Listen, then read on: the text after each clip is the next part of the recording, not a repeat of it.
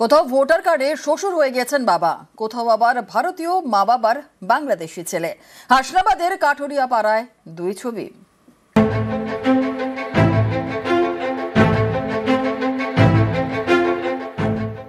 উত্তর ২৪ পরগনার হাসনাবাদ। এখানকার কাঠুরিয়া পাড়া এলাকায় চাঞ্চল্যকর ঘটনা।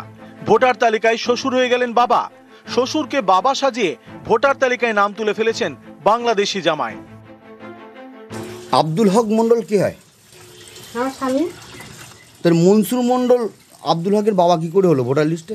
এখন আগে তো ছিল না অত কিছু, হচ্ছে যে এখন এরকম সমস্যা হবে তার জন্য অত তার মানুষ জানতে পারত না।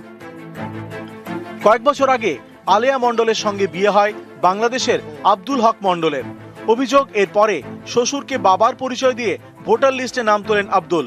এই বিষয়টি জানাজানি হতেই তিনি গা ঢাকা দিয়েছেন অন্য রাজ্যে। হাসনাবাদের কাঠুরিয়া পাড়ায় আরেক গল্প। এখানেই থাকেন আব্দুল আহাদ গাজী। অভিযোগ, তিনি বাংলাদেশি। এদিকে এদেশের ভোটার তালিকায় রয়েছে তার নাম। জন্ম সার্টিফিকেট সে আইলা হয়ে গেল, তো সেই সময় হারিয়ে গেছে। ও সব হারিয়ে যাচ্ছে। স্কুল সার্টিফিকেট আছে। 2002 সালে তো ভোটার লিস্টে নাম নেই। তখন তো আমার কোনো ছেলে হয়নি। এখন কোথায় আপনার আব্দুল আহাদ গাজী? তাকে আর জানুয়ারি তো কাজ করতে বাইরে চলে গেছে।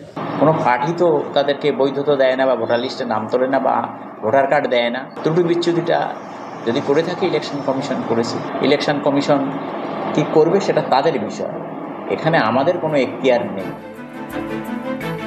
উত্তর ২৪ পরগনা থেকে অনুপম সাহা, নিউজ 18 বাংলা।